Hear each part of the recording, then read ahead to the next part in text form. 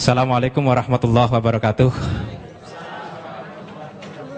Yang kami hormati para pembicara, Ustadz Samsul Arifin Nababan, Ustadz Insan Moko Ginta, dan yang saya hormati Bapak Luga Tambunan dan Bapak Johannes Tambubolon. Tepuk tangan untuk mereka berempat. Acara ini adalah acara debat dengan tema Who is Jesus? Siapa sesungguhnya Yesus, siapa sesungguhnya Isa? Agama Islam dan agama Kristen mengenal begitu dekat siapa sesungguhnya Yesus. Kepada Bapak Luga, monggo dipersilahkan. Siapakah Yesus? Jadi waktu Yesus berjalan di muka bumi, dia dengan berjalan dengan 12 rasulnya, banyak anggapan yang mengatakan karena di bangsa Israel itu masih banyak yang belum kenal Yesus. Ada yang berkata nabi, ada yang berkata rasul, ada yang berkata bahkan ada yang mengatakan bahwa Yesus itu nabi palsu. Di Matius 16 waktu itu Yesus bertanya kepada orang-orang yang di sekeliling dia. Dia berkata, menurut kamu siapakah anak manusia itu? Yesus ngomong seperti itu. Siapakah anak manusia itu? Lalu jawab murid-muridnya, ada yang berkata nabi, ada yang berkata Elia, Yesus katanya gitu. Terus mereka menjawab lagi, ada yang berkata Musa atau salah seorang di antara para nabi. Saudara tahu bahwa jawaban dari mereka ini sebenarnya sudah mewakili jawaban dari semua agama. Tetapi pada saat Yesus mendengarkan jawaban mereka ini, Yesus tidak mengatakan, itu benar. Apa tadi? Nabi. Itu benar nabi.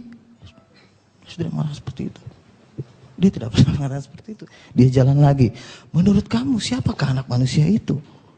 Salah satu di antara para nabi. Dia lewat. Siapakah Yesus itu? Musa. Dia lewat juga. Karena jawaban ini adalah menentukan hidup yang kekal. Jawaban ini menentukan keselamatan yang kekal. Lalu Yesus bertanya kepada murid-muridnya yang 12 itu. Menurut kamu, siapakah aku ini? Dan kemuliaan Tuhan turun atas Petrus. Petrus menjawab, engkau adalah Mesias, anak Allah. Yesus langsung berkata begini, berbahagialah engkau Simon bin Yunus, karena bukan manusia yang mengatakan itu kepadamu, melainkan Bapakku yang di sorga. Dan saat itu juga Yesus mengatakan, mulai hari ini di atas batu karang ini aku akan mendirikan jemaatku, dan alam maut tidak akan menguasainya. Jadi banyak orang yang menjawab nabi.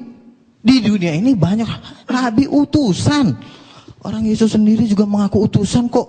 Yesus mengatakan aku diutus oleh Bapa. Nah kalau dia diutus kok dia Tuhan? Halo. Tetapi pada saat jawaban Petrus adalah jawaban yang diterima dengan dahsyat oleh Yesus, sampai Yesus membuat suatu perjanjian kekal, kepadamu kuberikan kunci kerajaan sorga. dan alam maut tidak akan menguasainya. Kunci kerajaan sorga tidak diberikan kepada orang-orang yang menjawab, nabi, utusan, rasul katanya. Nah, yang jadi pertanyaan begini, lalu Yesus itu kan diutus, kok dia bisa jadi Tuhan sih? Masa ada Tuhan diutus? Itu yang jadi pertanyaan manusia, betul kan? Jadi begini saudara-saudara, jadi saya debat di blog ediprayatnawordpress.com, pengunjungnya udah 150.000 dan komentator terbanyak berada di wall saya ya. Jadi saya berada di peringkat pertama. Saya tahu jawaban, saya tahu pertanyaan kalian. Saya tahu itu. Tapi kalau kita buka di Ibrani 1 ayat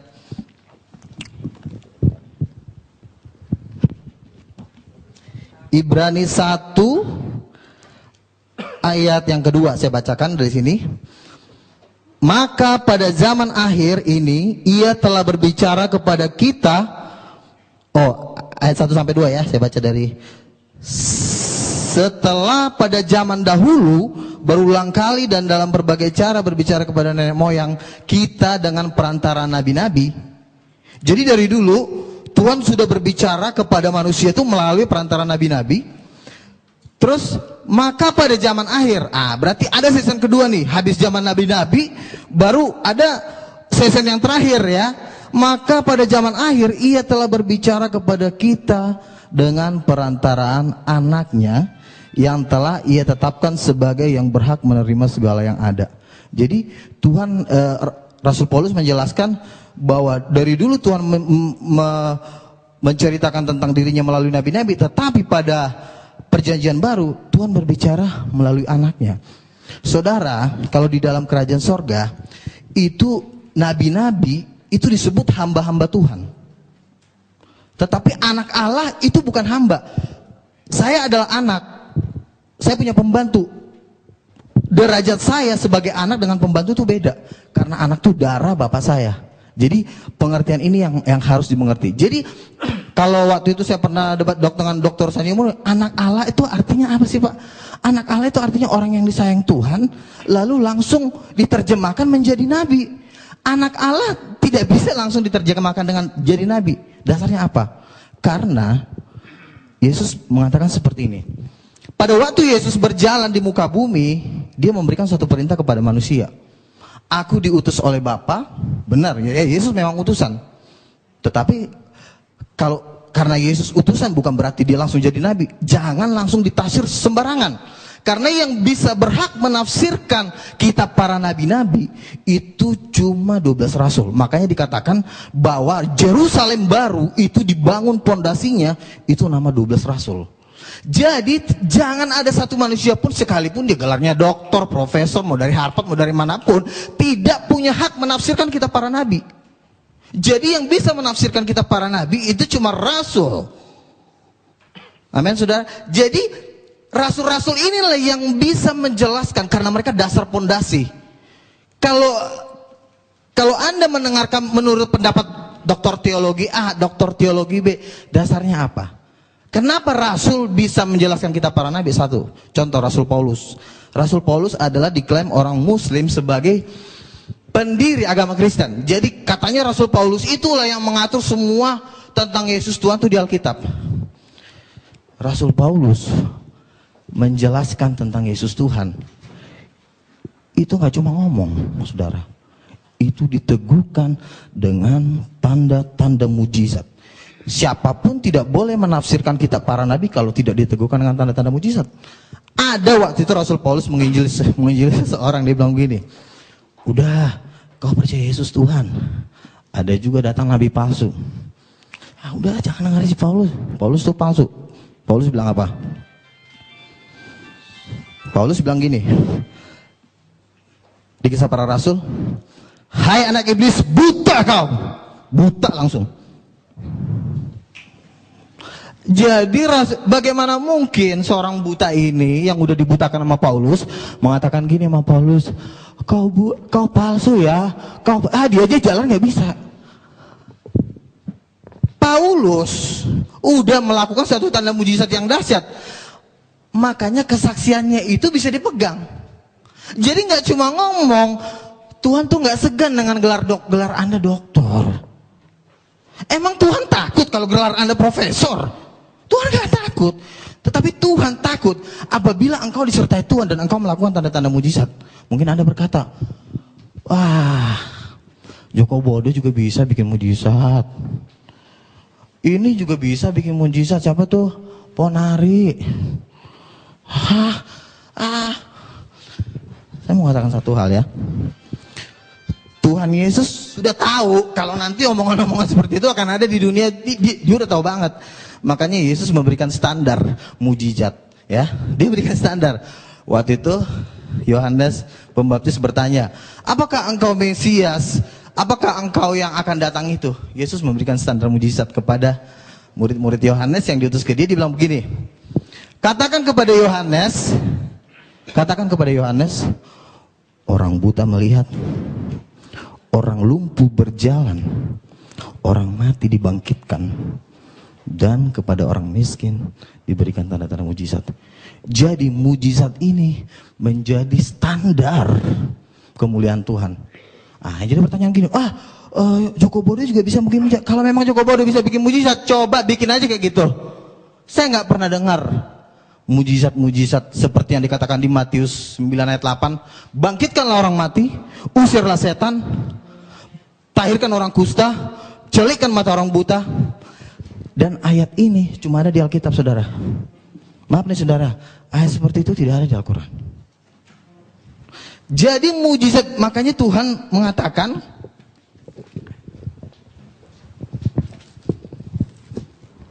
saya bacakan dulu. Jadi pernyataan-pernyataan seseorang harus diteguhkan dengan tanda-tanda mujizat. Saya baca Kisah Para Rasul 14 ayat 3. Paulus dan Barnabas tinggal berapa waktu lamanya di situ. Mereka mengajar dengan berani karena mereka percaya kepada Tuhan, dan Tuhan menguatkan berita tentang kasih karunia-Nya dengan mengaruniakan kepada mereka kuasa untuk mengadakan tanda-tanda mujizat. Jadi tanda-tanda mujizat itu, lalu pernah saya debat di Facebook, dibilang begini, Pak Luga, mujizat kan itu kan ada kan cuma di zaman Nabi. Coba tunjukin ayatnya di mana mujizat cuma berhenti di zaman Nabi. Yoel 2 ayat 28 mengatakan bahwa pada hari-hari terakhir justru Tuhan lebih dahsyat lagi bikin mujizat. Bahkan dia bisa menurunkan api dari langit. Reinhard Bonnke mengadakan KKR di Afrika, itu sampai 100 orang mati dibangkitkan. Orang buta melihat, orang lumpuh berjalan. Lalu ada satu orang lagi, teman saya ngomong gini, ada namanya Paulus Tanker loh Pak Luga. Kenapa Paulus Tanker? Dia itu mantan pendeta. Oh gitu. Terus apa? Dia temannya Gilbert Lumenong. Terus kenapa? Katanya orang yang buta itu dibayar. Habis dibayar, disuruh maju ke depan, pas buta melihat, wih, orang jadi histeris. Jadi itu dibayar katanya. Oh gitu, dibayar. Jadi siapa tadi namanya? Paulus Tanker. Oke. Kan firman Tuhan berkata, 2-3 orang saksi sah. Kalau memang itu dibayar, akan juga banyak cerita-cerita seperti Paulus Tanker di Nigeria, di Afrika, dan banyak terjadi pembayaran. Jadi tidak bisa satu orang kesaksian dijadikan menjadi satu landasan. Karena 4 tahun saya berdebat, dari tahun 2000 saya berdebat waktu itu dengan Pak Jahir, kan ketua lembaga kristologi. Dia bilang, wah itu mujizat palsu, itu cuma direkayasa. Tetapi apa yang terjadi? Di TV-TV banyak terjadi mujizat Tuhan. Dan saya mau katakan, terus terang dari hati nurani saya, belum pernah ada kiai bikin seperti itu. Sama juga di zaman Yesus. Di zaman Yesus itu banyak juga tukang-tukang sihir, tukang-tukang santet, tukang-tukang apa. Tetapi pada saat Yesus melakukan mujizat yang luar biasa, bangsa Israel mengatakan seperti ini, yang seperti ini belum pernah kita lihat di Israel. Jadi mujizat setan dengan mujizat Tuhan itu levelnya jauh. Kalau cuma batuk atau mungkin disayat terus hilang, itu kalau dijual nggak laku menurut saya. Tapi kalau orang buta melihat, orang lumpuh berjalan, orang mati dibangkitkan, dan mujizat-mujizat itulah yang meneguhkan kesaksian para rasul-rasul. Jadi Paulus ditentang di seluruh dunia. Siapa yang nentang? Pakar-pakar teologi ya, dokter-dokter. Coba lihat kehidupan mereka yang menentang Paulus. Siapa mereka? Mereka juga nggak jelas gitu loh. Kecuali mereka membuat tanda-tanda mujizat yang lebih dari Paulus. Dia membuat mujizat-mujizat yang 2 kali lipat lebih hebat dari Paulus, baru boleh dia ngomong. Tapi kalau cuma Paulus palsu, dasarnya apa? Itu ayatnya. Paulus sendiri mengatakan, oleh dustaku semua ini. Terus Paulus palsu apa? Paulus waktu nyanyi, itu terjadi gempa bumi, dan orang yang dipenjara itu sampai mau bunuh diri. Itu terjadi gempa bumi. Mungkin orang mengatakan, itu kan karangannya Paulus. Bukan karangan Paulus. Kenapa? Karena sampai hari ini mujizat itu masih sampai hari ini tetap terjadi. Nah, jadi artinya kalau saudara Paulus Stengker mengatakan bahwa itu mujizat-mujizat palsu, Tuhan kan bilang, kita harus cerdik. Kita harus juga mengumpulkan saksi-saksi, bukan cuma Paulus Stengker. Kumpulin dulu dia 100 orang yang mempunyai kesaksian kayak Paulus Stengker, ada nggak? Ini kan cuma 1 doang yang baru saya dengar. Jadi artinya kesaksian-kesaksian seperti ini tidak bisa dijadikan jadi dasar untuk melawan rasul-rasul. Kalau engkau berani mengatakan mujizat-mujizat yang dilakukan oleh Paulus itu bukan dari Tuhan, lalu kau bisa bikin apa emang? Engkau udah bisa bikin mujizat seperti Paulus? Kan yang saya lihat dengan mata saya, ya juga nggak bisa bikin apa-apa juga gitu loh. Kecuali ada mujizat yang lebih ngeri dari Paulus, boleh deh Paulus ditantang gitu loh. Itu satu. Terus itu tentang mujizat. Dan ini satu perintah Yesus, saudara, yang menurut saya orang Islam satu step mereka tidak mengerti. Padahal dalam hati saya, kalau saja mereka mengerti di sini, mereka pasti tahu bahwa Yesus adalah Tuhan. Contoh begini.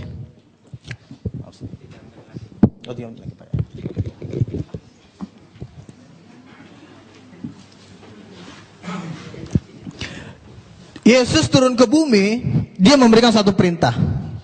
Perintahnya apa? Yesus berkata, percayalah kepada Allah, berdoalah kepada Allah. Orang Islam langsung amin, yes. Wih, sama dong sama kita. Yesus aja juga menyuruh orang berdoa kepada Allah. Wih, yes. Kita percaya kepada Allah, sama. Buktinya Yesus menyuruh orang berdoa kepada Allah. Berarti dia bukan Tuhan. Salah. Masih ada sambungannya. Inilah yang kalian gak pernah pelajarin. Apa? Yesus mengatakan seperti ini. Berdoalah kepada Allah. Terus sambungannya apa? Ada yang tahu nggak? Ada yang tahu nggak? Berarti nggak pernah baca Alkitab. Ayo, ada yang tahu nggak? Wah, katanya ini pakar-pakar kristologi semua nih. Katanya, wah, berdoalah kepada Allah. Sambungannya apa?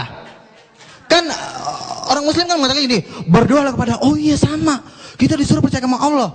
Terus itu masih ada sambungannya. Oh, orang Islam nggak mau. Enggak. Percaya kepada Allah. Cukup. Menyembah Allah aja. Allahu Akbar. Kata Yesus, belum selesai. Enggak. Cuma itu aja. Yang penting berdoa kepada Allah. Belum selesai, kata Yesus. Dan apa yang terjadi di hari penghakiman? Yesus memisahkan antara domba dan kambing. Yesus akan mengatakan seperti ini karena Yesus mengatakan berdoalah kepada Allah. Sambungannya adalah dalam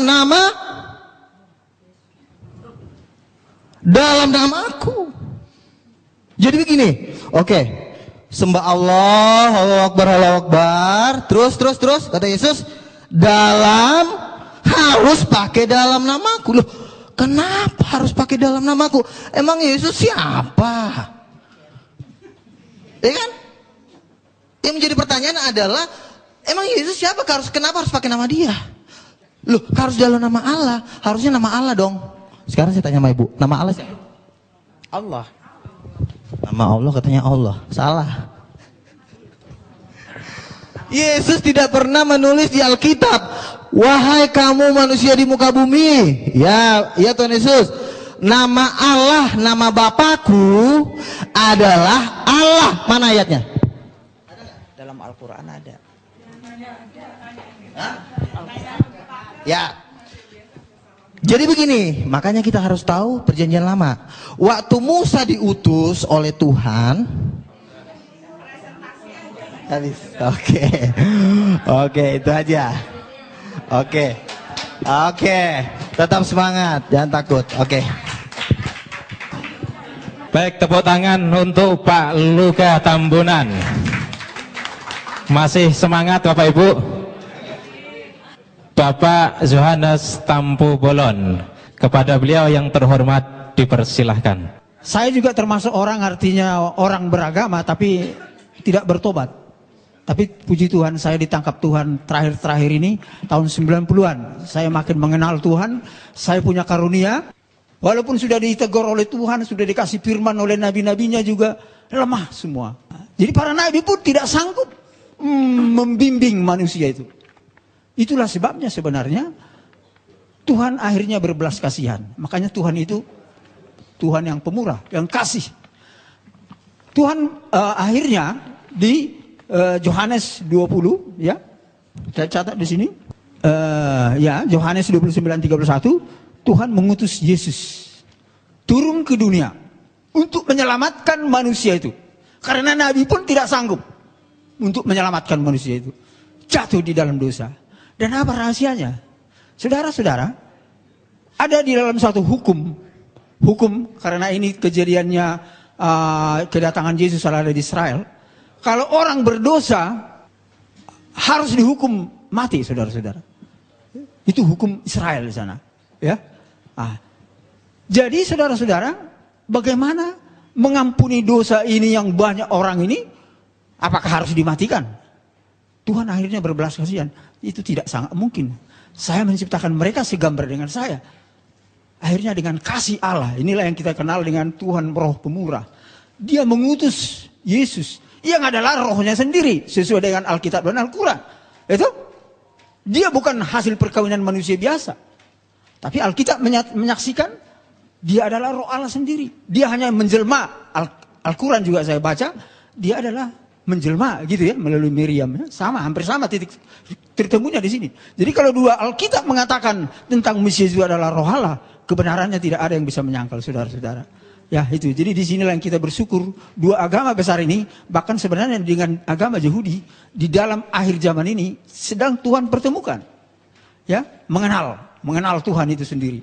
Sedang Tuhan pertemukan. Inilah keajaiban tiga agama ini. Maaf aja dengan agama yang lain saya tidak bisa nyambung. Karena tidak ada nabi-nabinya. Tidak ada pewahyuannya. Karena kunci rahasia daripada firman adalah ada pewahyuan dan harus ada nabinya. Ya, nggak mungkin itu diberikan kepada bukan manusia nabi. Kalau manusia biasa nggak bisa, bapak-bapak sekalian. Ya, nggak sembarangan. Jadi itulah saudara-saudara kekasih. Akhirnya Tuhan mengutus Yesus sebagai Mesias. Dan persoalannya sekarang, kenapa Yesus yang diutus, bukan nabi lagi? Saya belajar Alkitab teologi, saudara-saudara. Ternyata saudara-saudara, yang harus dihukum ini harus mati. Untuk mengampuni dosa ini harus mati. Itu benar, Yesus harus mati. Makanya menurut teologi, Yesus itu 100% manusia. Tapi persoalannya sekarang, siapa yang bisa mengampuni dosa manusia? Apakah ada manusia yang bisa mengampuni manusia? Enggak bisa. Hanya Tuhan yang bisa mengampuni dosa manusia. Makanya Yesus itu setengah, ya, roh Allah, dan memang ada dagingnya adalah manusia. Dan lahir ke bumi. 100% Allah dan 100% manusia. Itulah keajaibannya. Ya, inilah keajaiban daripada rahasia ini, Bapak Ibu sekalian. Karena apa? Kalau Nabi sendiri nggak sanggup mengampuni dosa, Bapak Ibu sekalian, nggak sanggup. Itulah makanya waktu saya belajar teologi, oh iya luar biasa. Saya juga mengerti, oh luar biasa kenapa sampai seperti itu adanya rahasia Tuhan itu. Jadi itulah sebabnya oleh karena kasihnya dia mengutus Yesus dengan seperti itu, rahasia seperti itu, saudara-saudara, ya. Dan saudara-saudara, apa yang terjadi ketika Yesus benar-benar disalib, ya, oleh Raja Herodes itu, Raja Herodes menyalib dia. Iblis memakai Raja Herodes dan ketawa-ketawa iblis itu. Oh, dia sudah mati. Tapi jangan salah, Bapak Ibu, Alkitab ini mengatakan semua ada di firman ini, tapi saya nggak sempat baca ini karena sangat cepat. Ada tertulis di sini, saya singkat aja poinnya. Ketika Yesus tersalib, dia dikubur. 3 hari lamanya dia ke alam maut. Dia berperang dengan iblis di sana. Tapi saudara-saudara, apa yang terjadi? Dia bangkit. Alkitab ada tertulis ya, dia bangkit. Dia berarti menang melawan iblis. Kalau dia tidak bangkit, dia tidak berarti tidak menang melawan iblis. Tapi ternyata bangkit. Bahkan dia naik ke surga. Dan firman-Nya ada dikatakan di sana, saya akan ke surga untuk menyiapkan tempat bagi umat manusia. Menyiapkan tempat. Ya, tetapi dia mengutus Roh Kudus. Itu kunci rahasianya di sini. Kenapa harus diutus Roh Kudus?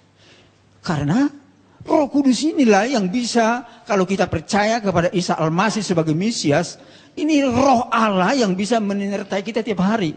Itu ada di hati kita. Itu saudara-saudara, itu kelebihan keunggulan daripada rahasia daripada Yesus diutus ke dunia ini.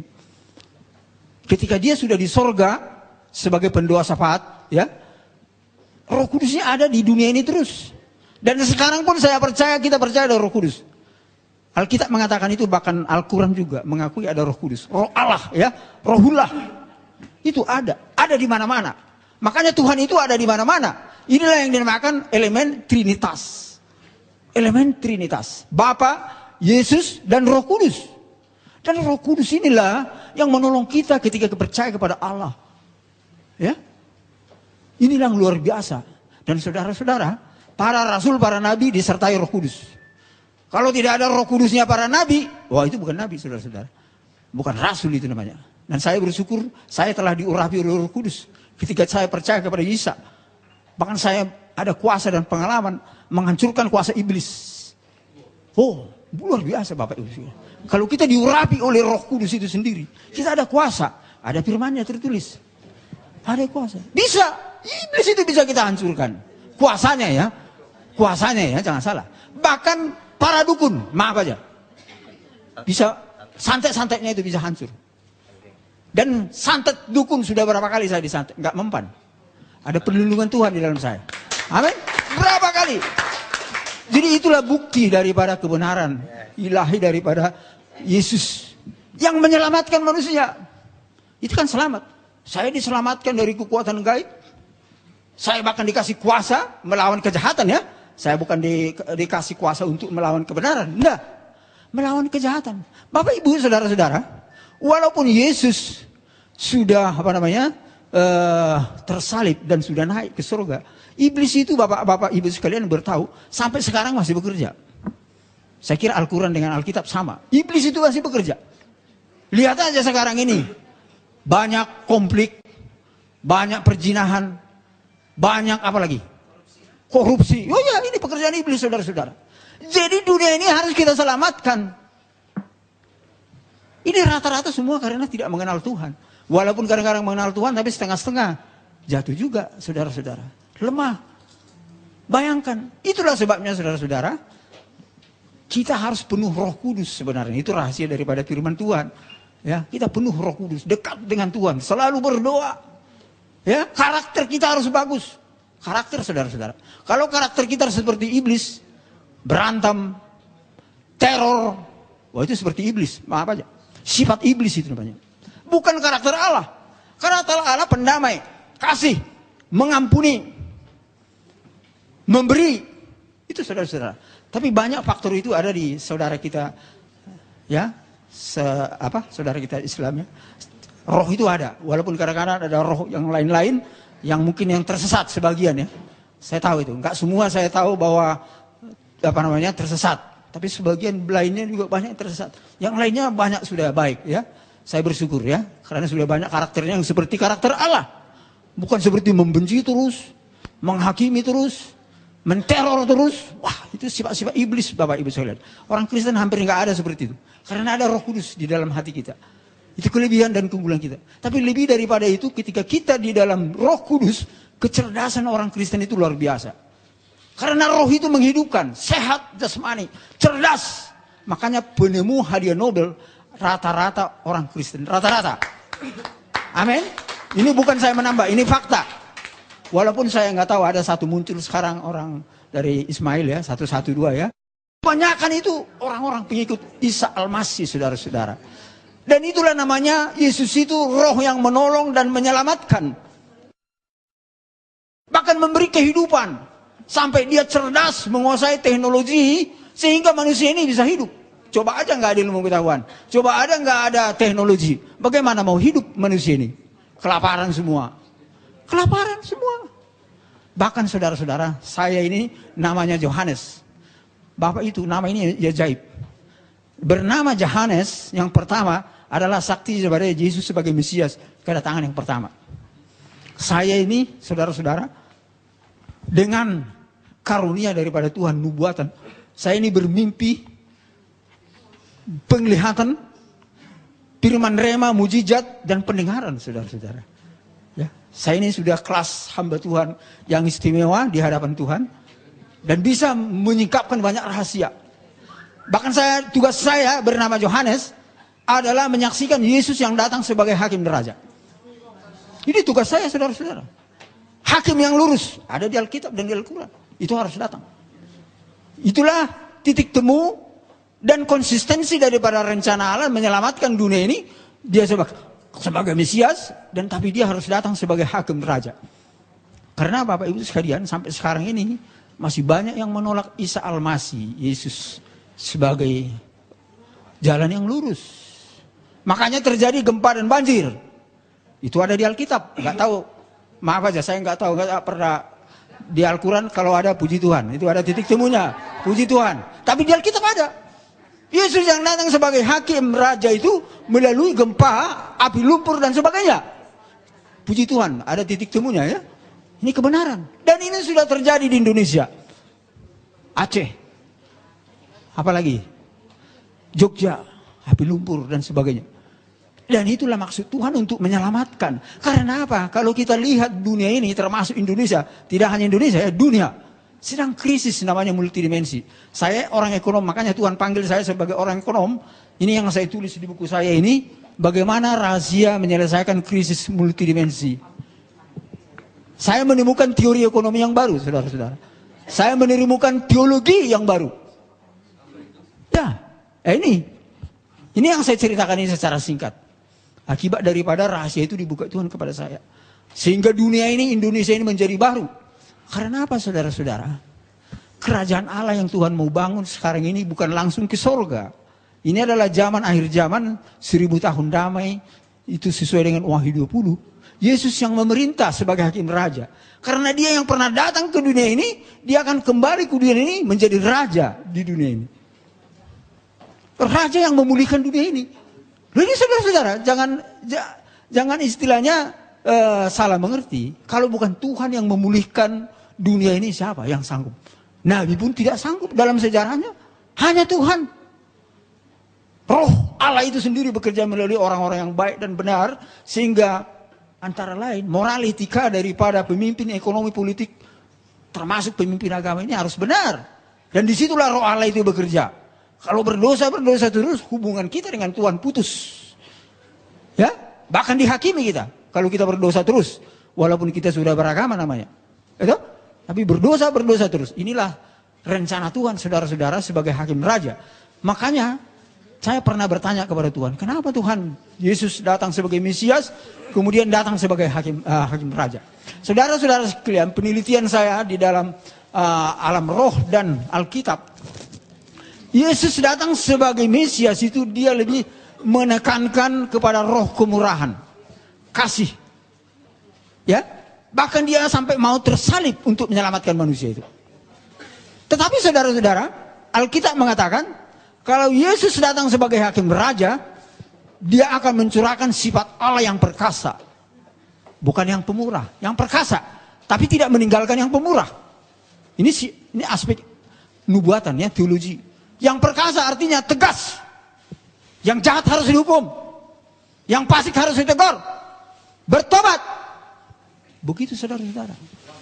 Sampai terjadi gempa banjir itu semua adalah teguran. Bagi orang-orang yang nggak percaya Tuhan itu saudara-saudara. Sampai dia semua agama percaya bahwa hakim yang adil itu, jalan yang lurus itu menyatakan dirinya. Kiranya Tuhan memberkati kita semua.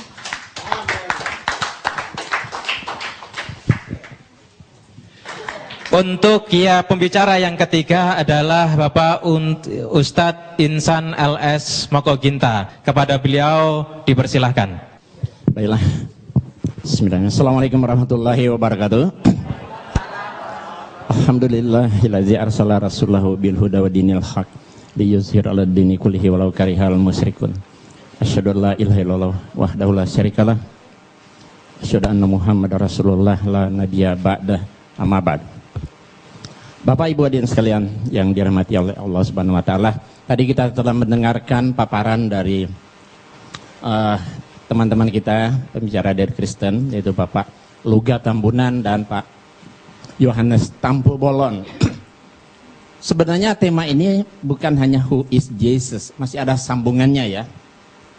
Tema yang sudah kami sepakati saya dengan Pak Luga, who is Jesus? God or prophet? Maksudnya Tuhan atau Nabi ya, gitu Pak ya. Jadi siapakah Yesus, Tuhan atau Nabi? Nah, tadi kedua pembicara telah mempresentasikan tentang Yesus sebagai Tuhan dengan segala kelebihannya. Tapi untuk membantahnya nanti sebentar saja. Saya akan mempresentasikan dan membuktikan bahwa Yesus itu benar-benar Nabi, bukan Tuhan, berdasarkan Alkitab. Setelah saya akan menggunakan Alkitab atau Bible untuk membuktikan bahwa Yesus itu Nabi, bukan Tuhan. Ya. Baik, kita lihat sini. Siapa yang paling tepat menjelaskan status Yesus, Tuhan atau Nabi dalam Alkitab atau Bible? Siapa yang paling pas? Ya, tentu saja jawabannya Allah, Yesus, dan mereka yang hidup sejaman dengan Yesus. Tentu kesaksian Allah dan Yesus itu paling kuat. Ya kan? Kemudian kesaksian dari orang-orang yang hidup sejaman dengan Yesus. Nah, saya akan memulai dari kesaksian yang paling rendah. Orang-orang yang hidup sejaman dengan Yesus. Karena mereka lah yang bergaul langsung dengan Yesus.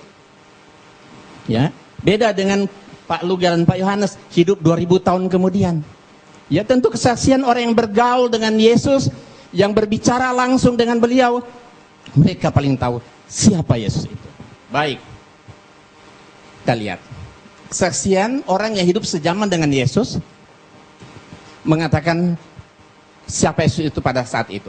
Matius 21 ayat 11. Dan orang banyak itu menyahut, inilah Nabi Yesus dari Nazaret di Galilea. Itu kan tertulis di Injil. Saya akan 100% menggunakan Bible. Inilah Nabi Yesus dari Nazaret di Galilea. Markus 14 ayat 65. Lalu mulailah beberapa orang meludahi dia dan menutupi mukanya dan meninjunya sambil berkata kepadanya, hai Nabi, cobalah terka. Malah para pengawal pun memukul dia. Jadi mereka yang hidup sejaman Yesus mengatakan Yesus Nabi. Nabi Yesus. Ya. Tapi orang Kristen tidak mau mengatakan Nabi Yesus. Kalau Nabi Isa. Nabi Isa. Kalau Yesus Tuhan Yesus katanya. Tapi kalau kami dalam Islam ya Nabi Isa. Berarti Yesus itu Nabi. Nah, selanjutnya kita lihat banyak ayat-ayat yang berbicara seperti ini. Katanya kepada mereka, apakah itu? Jawab mereka, apa yang terjadi dengan Yesus orang Nazaret? Dia adalah seorang nabi. Yohanes 7 ayat 40, berapa orang di antara orang banyak yang mendengarkan perkataan-perkataan itu berkata, dia ini benar-benar seorang nabi. Ya, ia adalah seorang nabi. Jadi, mau diulang yang tadi? Nah, langsung ya. Jadi tadi kesaksian orang yang hidup sejaman dengan Yesus mengatakan Yesus itu adalah Nabi. Saya lebih percaya kepada orang yang bergaul dan hidup sejaman dengan Yesus ketimbang orang yang hidup 2000 tahun kemudian. Kemudian Yesus sendiri yang memberi kesaksian.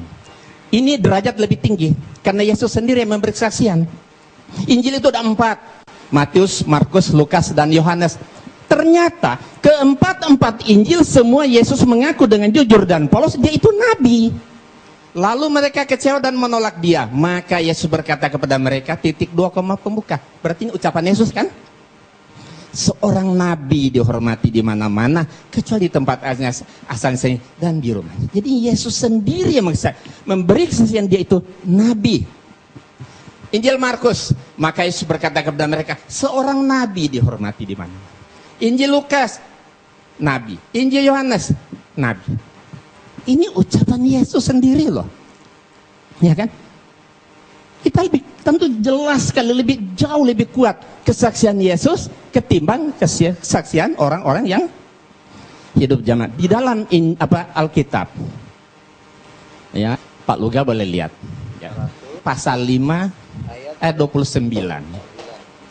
Tetapi Petrus dan rasul-rasul itu menjawab, katanya, kita harus lebih taat kepada Allah daripada kepada manusia. Iya, kita lebih taat kepada Allah daripada manusia. Nah, tentu setelah Allah, Yesus kan baru manusia. Kalau tadi kesaksian manusia, Paulus. Sekarang kesaksian Yesus tentu jauh lebih kuat. Apalagi kesaksian Allah kan? Kita lihat, Allah itu bukan manusia.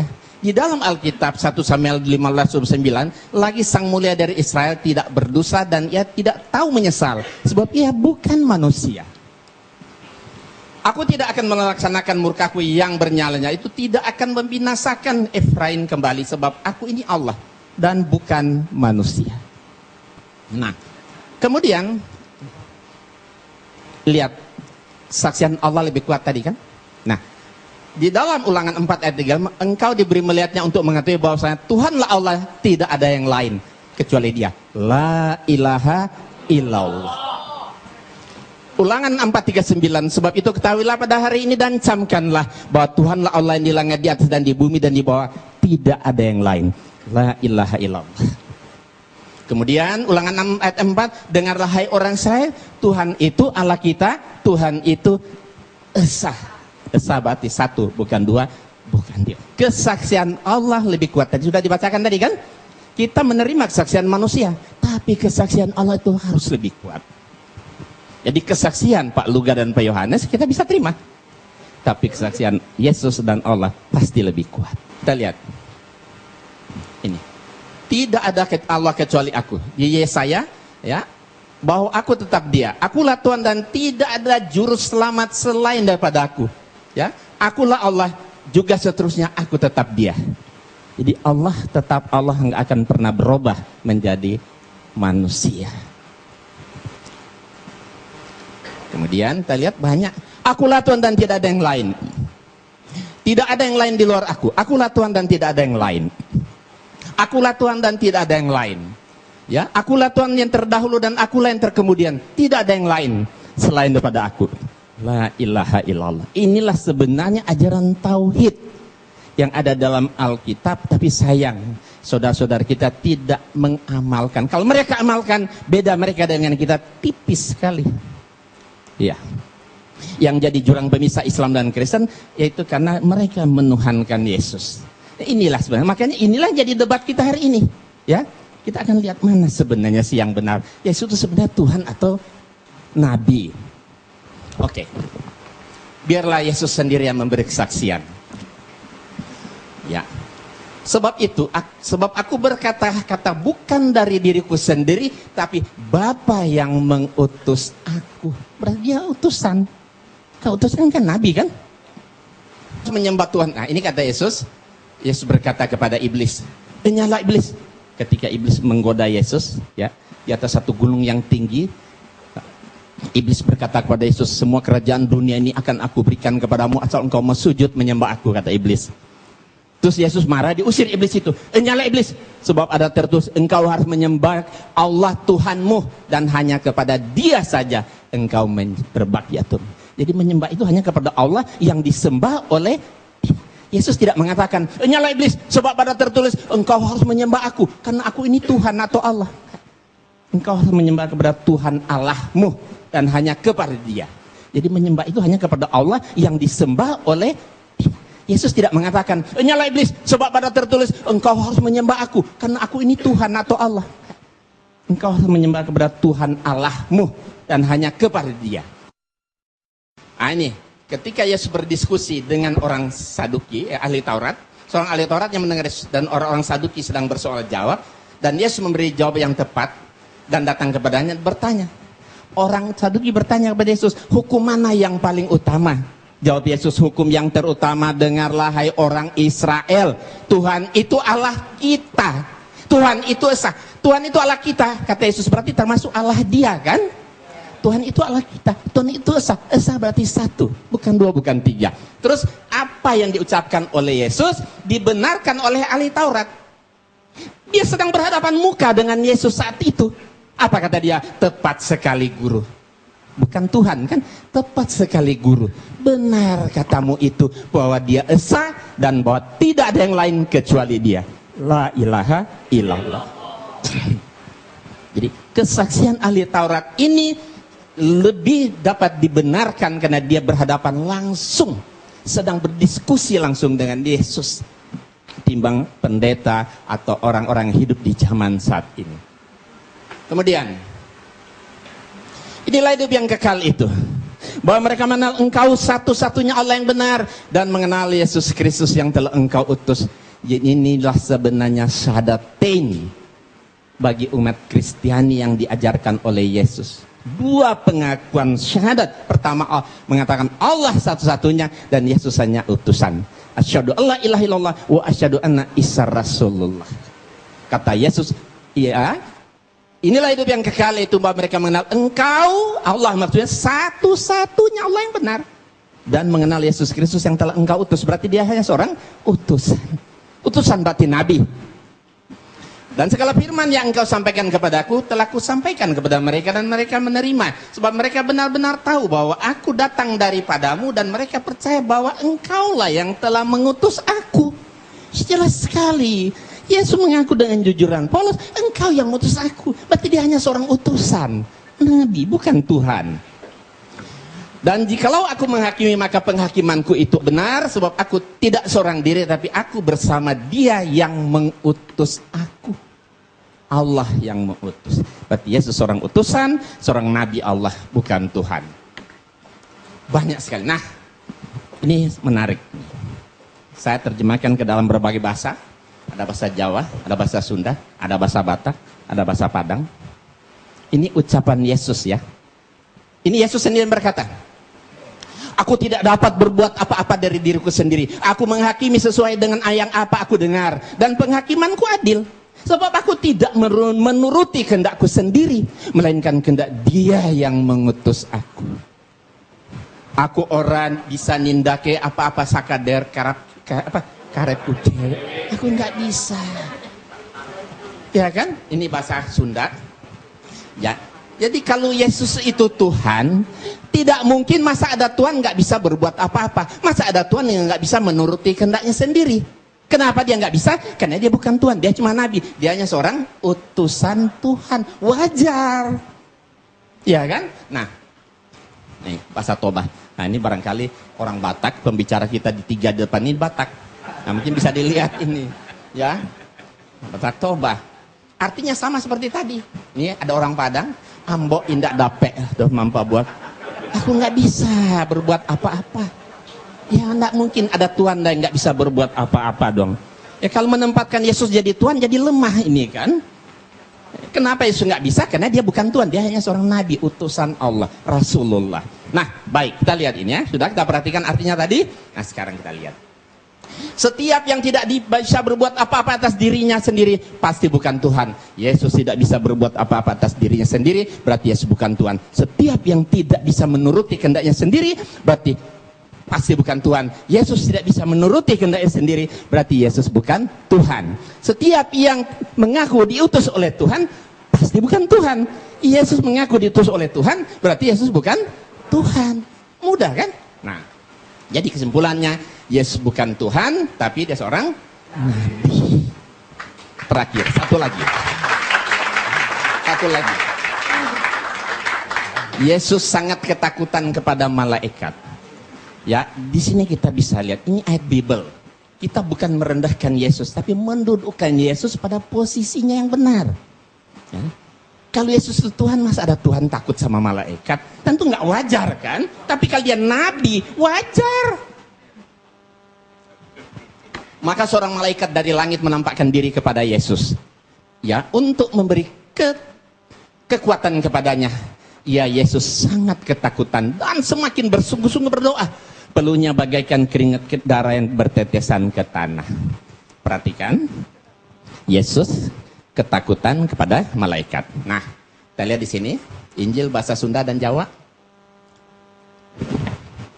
Ya silakan baca yang orang Jawa sama orang Sunda.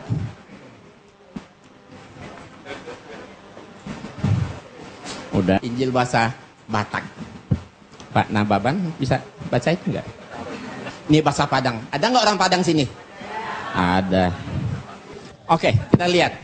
Jadi kesimpulannya, setiap yang menerima kekuatan dari malaikat Tuhan pasti bukan Tuhan. Yesus menerima kekuatan dari malaikat Tuhan, berarti Yesus bukan Tuhan. Setiap yang ketakutan kepada malaikat Tuhan, pada malaikat pasti bukan Tuhan. Yesus ketakutan kepada malaikat, berarti Yesus bukan Tuhan. Setiap yang bersungguh-sungguh berdoa kepada Allah, pada Tuhan pasti bukan Tuhan. Yesus bersungguh-sungguh berdoa kepada Tuhan, berarti Yesus bukan Tuhan. Setiap yang mengeluarkan seperti keringat darah saking takutnya kepada malaikat, pasti bukan Tuhan. Yesus mengeluarkan seperti keringat darah saking takutnya kepada Tuhan, berarti Yesus bukan Tuhan. Nah, kalau Yesus banyak mujizat seperti yang disampaikan oleh Pak Luga tadi, mujizatnya hebat, bisa menyembuhkan orang sakit, membangkitkan orang mati dan sebagainya, itu namanya mukjizat kan? Itu karena biiznillah, karena atas izin Allah. Jadi bukan Yesus yang hebat itu Allah. Karena doa Yesus dikabulkan, terjadilah. Iya, karena diizinkan oleh Allah, maka mujizat itu jadi. Makanya Yesus banyak sekali ayat-ayat. Kalau mau lihat waktunya sebentar, saya akan perlihatkan kumpulan Yesus berdoa. Banyak sekali ayat dalam Alkitab Yesus berdoa kepada Tuhan. Kalau Yesus itu Tuhan, kenapa Tuhan masih berdoa kepada Tuhan yang mana lagi? Nah, karena doanya dikabulkan, terjadilah mujizat itu untuk membuktikan bahwa dia itu betul-betul seorang nabi. Ya kan, supaya Bani Israel yakin dan percaya bahwa Nabi Isa adalah seorang nabi. Ya, saya rasa nanti dilanjutkan ya. Terima kasih kepada Bapak Insan LS Moko Ginta. Sekali lagi tepuk tangan biar tambah semangat. Baik, untuk pembicara kita terakhir yang keempat adalah Ustadz Samsul Arifin Nababan. Ini pembicara Batak yang ketiga. Kepada beliau 20 menit dipersilahkan. Assalamualaikum warahmatullahi wabarakatuh. Selamat sore kepada saudara-saudara kami dari umat Kristiani. Alhamdulillah, wassalatu wassalamu ala rasulillah wa ala alihi wa sahbihi wa mawalah, amma ba'd. Yang kita hormati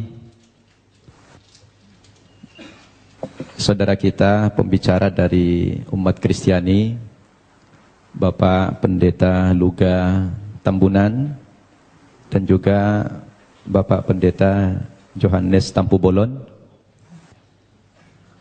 Juga yang kita hormati pembicara dari pihak Muslim, Ustadz Haji Insan LS Moko Ginta. Bapak-bapak, ibu-ibu, para hadirin dan pendengar yang saya muliakan. Pertama sekali, saya secara pribadi sangat mengapresiasi acara dialog yang semacam ini, yang menurut hemat saya kegiatan dialog ini sudah lama sekali tidak pernah dibudayakan oleh masyarakat kita, dialog lintas agama. Dan mudah-mudahan kita yang menghidupkan kembali tradisi ini untuk kemudian diikuti oleh generasi kita yang lain. Al-Quran sendiri memang memerintahkan kepada umat Islam untuk senantiasa membudayakan dialog. Dan dialog itu salah satu perintah Allah, dan juga salah satu metode, salah satu cara untuk menyampaikan misi-misi kita. Al-Quran sendiri yang berjumlah 6.236 ayat kurang lebih, hampir sepertiga berbicara tentang dialog. Apakah itu dialog Allah dengan malaikat, dialog Allah dengan para nabi, dialog nabi dengan para orang tua dan anaknya, dialog nabi dengan umatnya. Itu banyak kita jumpai dalam Al-Quran.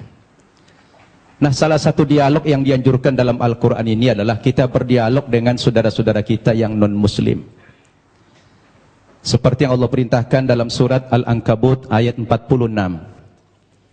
A'udzu billahi minasyaitonir rajim. Wa la tujadilu ahlal kitabi illa billati hiya ahsan. Janganlah kamu berdebat dengan orang-orang Yahudi dan Nasrani atau orang ahli kitab terkecuali dengan cara yang terbaik, bukan baik. Al-Quran memerintahkan bukan baik, tetapi harus dengan cara yang terbaik. Kalau sudah terbaik ini dalam segala aspek, pilihan materinya,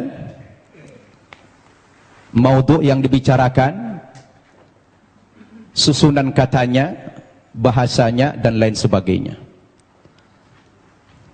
Karena dialog ini adalah salah satu cara kita untuk menyampaikan kebenaran. Demikian juga dalam surat An-Nahl ayat 125. Allah mengatakan, A'udzubillahi minasyaitonir rajim. Ud'u ila sabili rabbika bil hikmah wal mau'izatil hasanah wajadilhum billati hiya ahsan. Ajaklah manusia itu ke jalan Tuhanmu, kepada kebenaran, kepada Islam. Dengan cara apa kita mengajak mereka? Yang pertama kata Allah, bil hikmah, dengan penuh kebijaksanaan. Yang kedua, dengan memberikan nasihat-nasihat dan pelajaran-pelajaran yang berguna, yang bermanfaat, yang mudah dicerna. Dan yang ketiga, kepada orang yang berbeda keyakinan dengan kamu, kata Allah, wajadilhum billati hiya ahsan. Berdialog atau berdebat dengan mereka, tetapi dengan cara yang terbaik, kata Allah. Jadi dialog itu sebetulnya dalam Islam, Pak Tambunan, Pak Tampu Bolon, merupakan perintah agama yang harus dibudayakan. Bahkan Allah sendiri ketika hendak menciptakan manusia ini dialog dulu dengan malaikat. Nah, Allah itu dialog dengan malaikat. Karena cara-cara dialog itu adalah cara yang paling efektif. Oleh karena itu saya melalui mimbar ini, melalui forum ini mengingatkan kita semua, memang dialog itu tujuannya bukan mencari menang kalah. Ya, dialog itu bukan mencari kemenangan atau kekalahan. Tetapi dialog itu sebuah sarana kita untuk menyampaikan kebenaran, untuk dakwah. Itu makanya dakwah dalam pandangan agama Islam, Pak Tambunan, dakwah itu tujuannya adalah mengajak. Begitu juga Pak Tampu Bolon ceramah. Saya tadi membayangkan Bapak berdua ini mempresentasikan materinya dengan hujjah, dengan dalil-dalil yang jelas. Justru malah terbalik, yang paling banyak bicara Alkitab malah Pak Insan dari Muslim.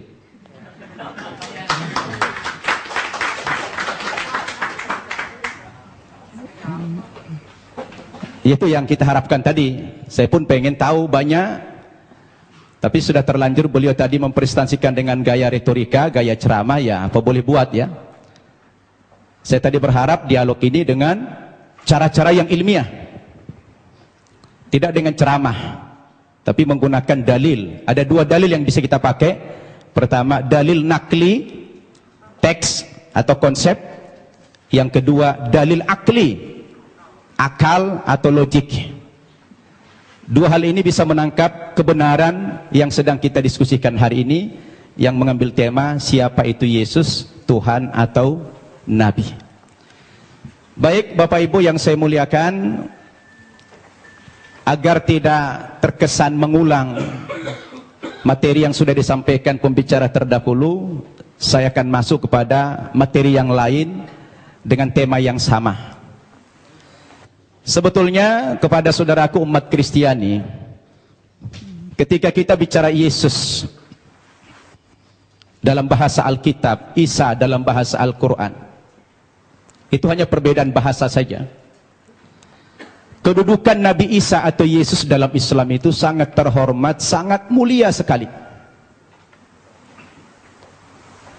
Bahkan kami bukan sekedar menghormati atau memuliakan Nabi Isa, tetapi Nabi Isa itu menjadi salah satu rukun iman kami, yang kami tidak sah menjadi seorang muslim apabila mengingkari kerasulan Nabi Isa itu. Tetapi memang kedudukannya dalam Islam, Nabi Isa itu adalah seorang nabi, seorang utusan Tuhan, bukan sebagai Tuhan, bukan pula sebagai anak Tuhan, seperti yang diimani oleh saudara kita umat Kristiani. Berdasarkan dalil yang begitu banyak, baik dengan pendekatan Al-Quran maupun pendekatan Alkitab. Saya ulangi, umat Islam wajib beriman kepada Yesus. Tidak sah iman umat Islam kalau tidak percaya kepada Yesus sebagai seorang rasul, sebagai seorang nabi. Bayangkan itu Pak Tambunan, Pak Tampu Bolon, batal imannya orang Islam kalau mengingkari salah satu seorang nabi itu. Makanya dalam sharing saya dengan umat kita Nasrani, saya selalu katakan begini, kalaulah seandainya agama Kristen itu yang benar, dengan tokohnya adalah Yesus, kemudian umat Kristen masuk ke dalam sorga, insya Allah umat Islam juga akan ikut masuk ke dalam sorga. Kenapa? Karena kita beriman kepada Yesus. Tetapi kalau Islamlah yang benar, dengan tokoh kita Nabi Muhammad yang juga mengimani nabi-nabi yang terdahulu, kemudian saudara kita umat Kristiani tidak beriman kepada kerasulan Muhammad, mohon maaf, terpaksalah saudara kita masuk neraka kalau akan masuk surga. Ini untungnya menjadi umat Islam. Kenapa? Karena apa yang mereka imani, kita imani juga. Tetapi apa yang kita imani, mereka tidak imani. Itulah perbedaan yang mendasar antara kita dengan umat Kristiani. Hanya persepsi tentang Nabi Isa, dia Tuhan atau Nabi.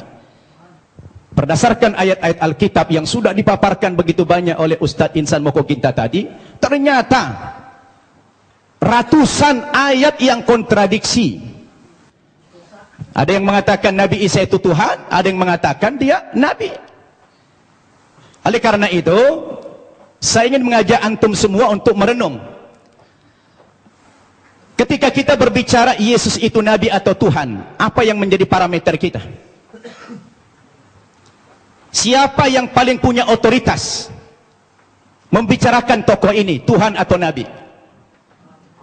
Menurut hemat saya, yang paling punya otoritas bukan pribadi-pribadi, bukan manusia, bukan pendeta, bukan ustadz, tetapi yang paling punya otoritas membicarakan tokoh ini mestinya adalah sumber agama itu sendiri, yaitu Alkitab atau Al-Quran. Betul tidak? Harus sumber agamanya itu yang menjadi tolok ukur. Sekarang kita pertanyakan, dari dua kitab suci ini, Al-Quran maupun Alkitab, yang mana yang memenuhi kriteria sebagai sebuah kitab suci? Nah, ini perlu kita uji. Ini perlu kita uji. Kita capek bicara ngalur ngidul, mengangkat dalil-dalil. Kalau dalil itu tidak representatif, tidak rasional, saya pikir juga percuma.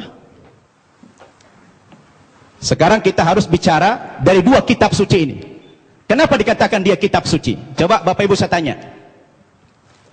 Ada buku? Coba ada buku? Coba buku. Ya, itu aja, taruh, pinjam dulu. Ya.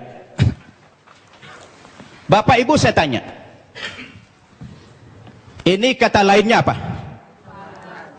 Kitab suci. Oke. Ini apa namanya? Buku. Buku kan? Bapak Ibu saya tanya, ini sama ini bahan bakunya sama tidak? Sama-sama apa? Sama-sama kertas. Kenapa dalam penamaan jadi beda? Yang ini dikatakan kitab suci, yang ini dikatakan buku. Kenapa jadi beda namanya? Padahal bahan bakunya sama-sama kertas. Yang membedakan apanya? Ternyata yang membedakan kontennya, isinya. Dia dikatakan kitab suci karena memuat firman-firman Tuhan Zat yang Maha Suci. Kenapa dikatakan ini buku? Karena dia adalah buatan manusia dan manusia tidak ada yang suci. Betul tidak?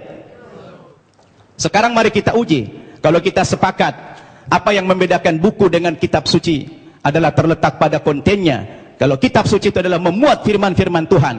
Ketika kita uji Bapak Ibu, 5 kriteria minimal kalau kita ingin menguji apakah kitab suci itu benar apa tidak. Yang pertama, sebuah kitab suci itu akan dikatakan benar apabila dia murni datang dari Allah, 100% datang dari Allah, dan tidak ada intervensi manusia di dalam kitab suci itu dalam bentuk kontennya setinggi apapun otoritas manusia itu. Betul tidak? Termasuk di dalamnya Nabi. Makanya kalau kita baca Al-Quran, ini 100% firman Tuhan. Tidak ada perkataan Nabi Muhammad di sini. Perkataan Nabi Muhammad dimuat dalam hadis namanya. Tidak ada satu ayat pun di sini sumbangan Nabi Muhammad dalam bentuk isi. Ini adalah wahyu Tuhan 100%. Akan berbeda kalau kita baca ini Alkitab, di sini sudah tercampur, di sini ada perkataan Tuhan, di sini ada perkataan Nabi, di sini ada perkataan Rasul Paulus, di sini ada perkataan murid-muridnya, tercampur. Lalu di mana letak kesuciannya yang dikatakan kriteria kitab suci itu adalah murni datang dari Tuhan. Itu satu. Yang kedua, kriteria kitab suci itu dikatakan benar apa tidak? Apabila kitab suci itu ditulis pada zaman kitab suci itu datang, yang diterima oleh Nabi yang menerima kitab suci tersebut. Saya tanya, Al-Quran kapan ditulis? Ketika Nabi Muhammad masih hidup. Dia suruh sahabat menulis Al-Quran. Karena dia tidak bisa membaca, tidak tahu menulis, dia minta bantuan sahabat. Sahabat menulis. Dan dia hidup sezaman dengan Nabi. Begitu selesai ditulis oleh sahabat, dikonfirmasi tulisan dengan bacaan Nabi. Sama apa tidak? Di cross check. Supaya tidak terjadi manipulasi. Kenapa? Karena kitab suci itu jadi pedoman. Sekarang Alkitab kita tanya, kapan ditulis? Lalu siapa tokoh yang menerima Alkitab? Alkitab ditulis bukan pada zaman Nabi Isa masih hidup. Tapi sudah sekian puluh tahun, bahkan sekian ratus tahun. Yesus sudah tidak ada di dunia ini, baru ada pembukuan Alkitab. Terus bagaimana seorang penulis akan mengkonfirmasi kepada yang menerima wahyu itu? Maka kemungkinan terjadi manipulasi sangat mungkin. Sebab yang namanya wahyu itu haruslah dari Tuhan, tidak boleh dari rekayasa atau karangan manusia. Betul tidak? Dua itu kriteria, dan Alkitab gugur menurut hemat saya di situ. Yang ketiga, kriteria kebenaran sebuah kitab suci itu adalah seorang penulis wahyu secara moral haruslah orang yang jujur, terpercaya, bukan pendusta. Penulis Al-Quran adalah orang yang jujur. Sekarang penulis Alkitab, bagaimana Alkitab disandarkan kepada Yesus, disandarkan kepada Musa, disandarkan kepada Nabi yang lain, sementara sang penulis tidak pernah jumpa dengan yang menerima wahyu itu? Bagaimana ini? Maka gugurlah kesucian kitab tersebut. Kemudian yang keempat, kriteria kebenaran kitab suci itu adalah apabila isi kitab suci itu tidak kontradiksi, satu isi dia. Kalau sudah bertentangan satu ayat dengan ayat yang lain, lalu yang mana yang mau dipegang? Masa Tuhan menurunkan tuntunan pedoman hidup bagi manusia, tapi manusianya malah bingung. Yang ini mengatakan Yesus Tuhan, yang ini mengatakan Nabi. Loh, yang mana mau diikutin? Ternyata kalau kita baca Alkitab sendiri, tidak pernah kata-kata dari Yesus yang muncul pengakuan bahwa dia adalah Tuhan. Kalau kita baca dalam Injil Markus pasal 12 ayat 28 dan 29, ternyata Yesus sendiri mengatakan Tuhan itu adalah Allah yang Esa. Itu ada dalam Alkitab yang sudah dibaca oleh Pak Insan tadi. Lalu siapa yang mengatakan Yesus Tuhan? Itu Paulus ternyata. Yang mengatakan dia Tuhan itu Paulus, bukan Yesus. Semestinya Yesuslah yang lebih berhak mengatakan kalau dia Tuhan. Rupanya kita baca dalam Alkitab, saya tidak tahu Pak Tampu Bolon sudah baca belum itu? Ya, kalau kita baca dalam Alkitab, ternyata yang mengatakan dia Tuhan itu adalah Paulus. Dalilnya di mana? Dalam Kisah Para Rasul pasal 2 ayat 36. Ya, Kisah Para Rasul pasal 2 36. Apa kata Paulus? Jadi seluruh kaum Israel harus tahu dengan pasti bahwa Allah telah membuat Yesus yang kamu salibkan itu menjadi Tuhan dan Kristus. Coba. Ya, siapa yang mengatakan Yesus Tuhan? Paulus. Kemudian dalam kitab Filipi pasal 2 ayat 11. Dan segala lidah mengaku Yesus Kristus adalah Tuhan bagi kemuliaan Allah Bapa. Nah, dia yang mengatakan itu Paulus. Sekarang timbul pertanyaan, Paulus itu siapa?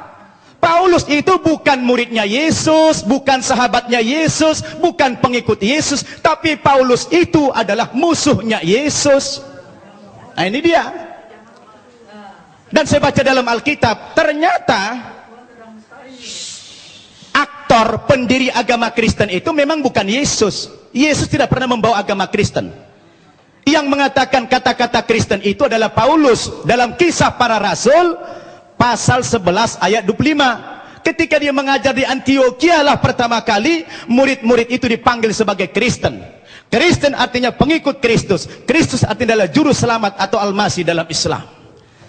Jadi Bapak Ibu yang saya muliakan, ini yang perlu kita jadikan sebagai alat ukur apakah Yesus Tuhan atau tidak. Kalau sudah kembali kepada Alkitab, saya pikir jelas semuanya. Maka kembali kepada kriteria yang tadi. Apa kriteria kebenaran sebuah kitab suci itu? Terakhir,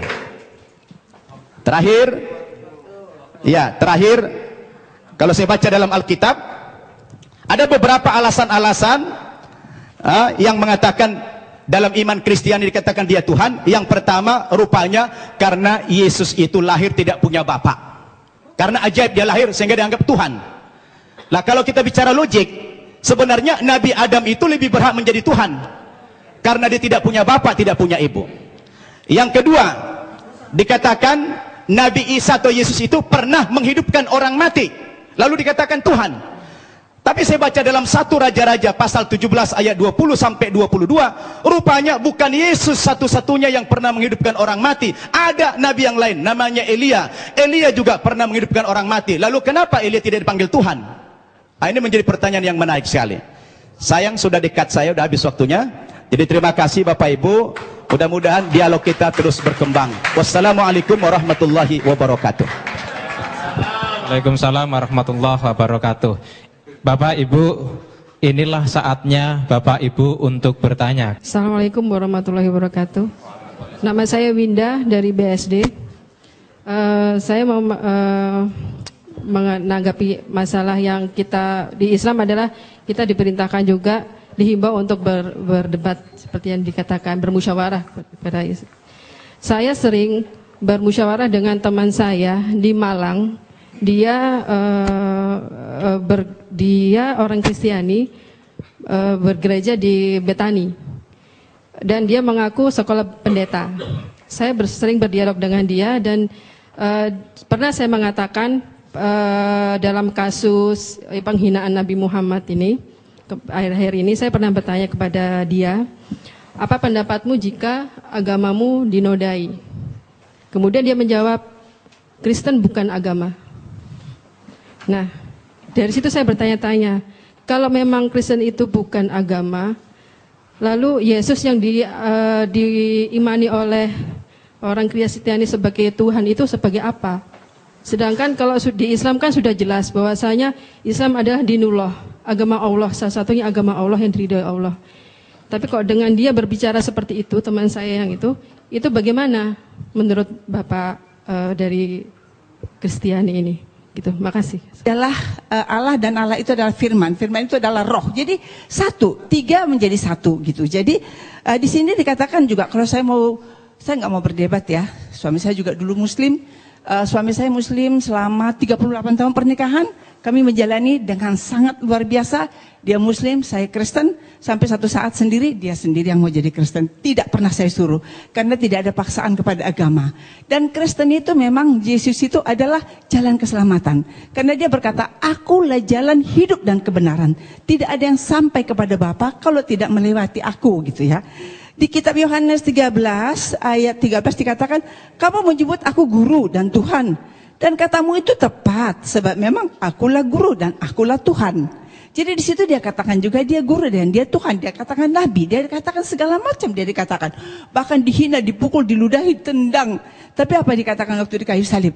Ampunilah mereka, karena mereka tidak tahu apa yang diperbuat mereka. Kenapa kok takut dia Yesus sama malaikat? Yesus itu adalah 100% manusia, 100% malaikat.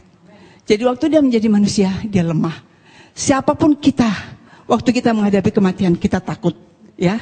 Jadi sebagai manusia, dia takut. Dia takut, tetapi sebagai Allah dia tidak takut.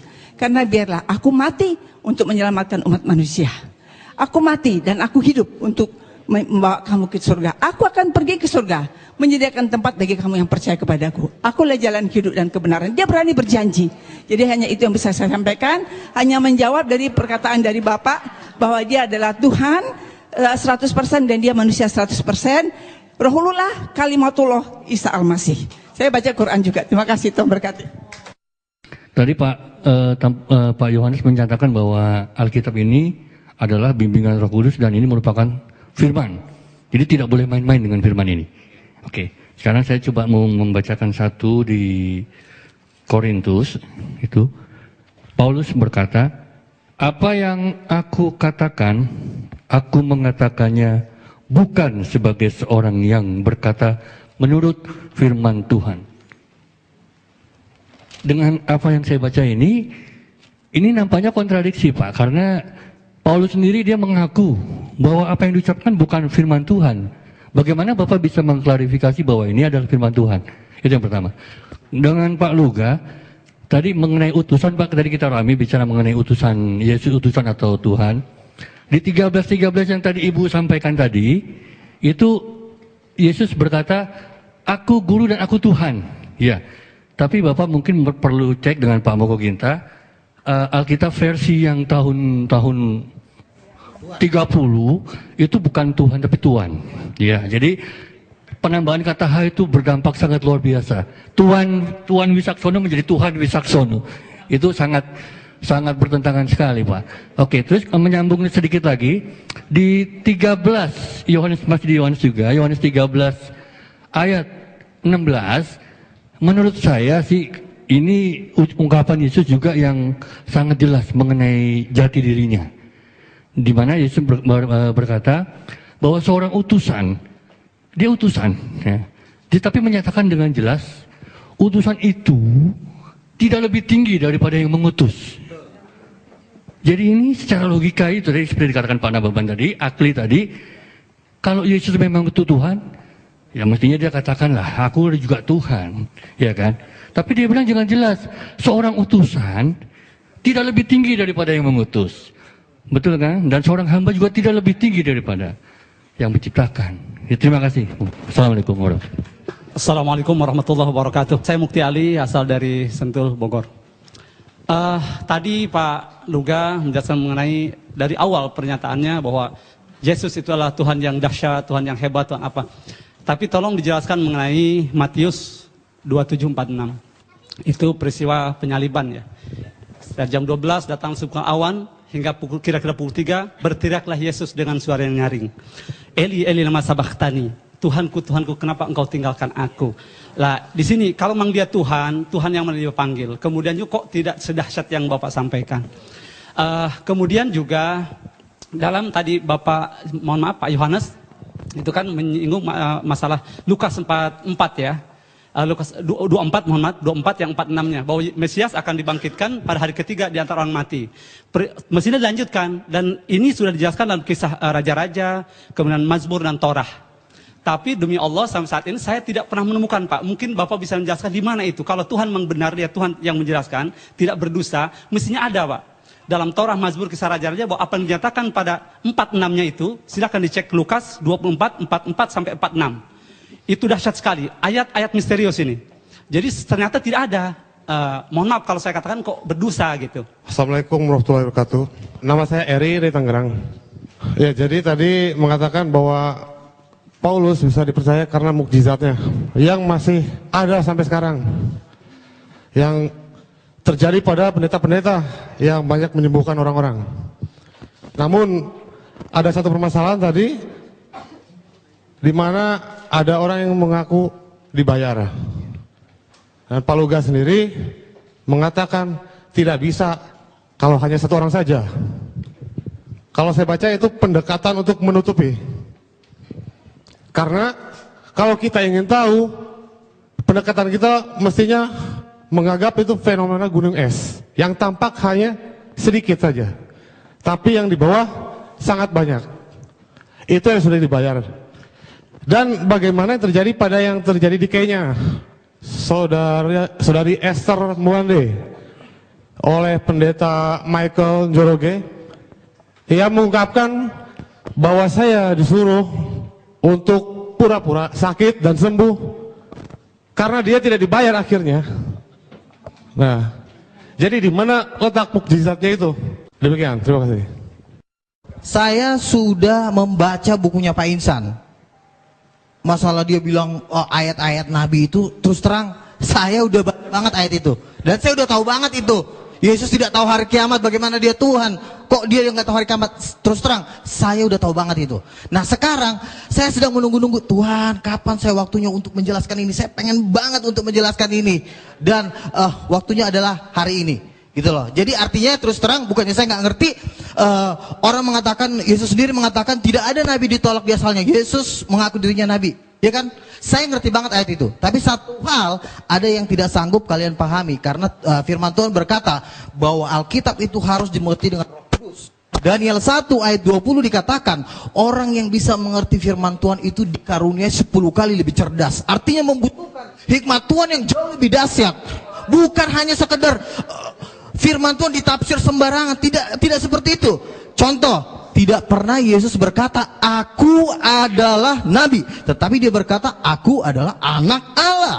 Jadi Yesus tidak pernah mengaku nabi. Memang Yesus berkata, seorang nabi tidak diterima di asalnya. Sebenarnya Yesus sedang mengumpamakan dirinya dengan nabi-nabi, karena orang-orang yang di situ belum ada yang menerima Yesus sebagai Tuhan, hanya sebagian. Jadi kalau Yesus mengatakan tidak ada seorang Tuhan, kan artinya Yesus menjelaskan ini, arti ayat ini cuma mengumpamakan nabi itu sebagai fungsi utusan dari Tuhan, karena memang Yesus dari Tuhan, tetapi dia tidak mengatakan aku adalah nabi.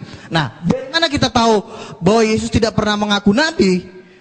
Rasul Yohanes di dalam Wahyu 19 ayat 16 menjelaskan tentang arti anak Allah. Arti anak Allah bukan nabi, karena pada waktu Yesus datang kedua kali di jubahnya tertulis Raja segala raja, King of Kings. Mana ada raja segala raja? Banyak. Kalau nabi kan banyak. Tapi kalau raja segala raja, raja di atas segala raja, berarti udah nggak ada lagi di atasnya. Berarti dia adalah Tuhan, the King of Kings.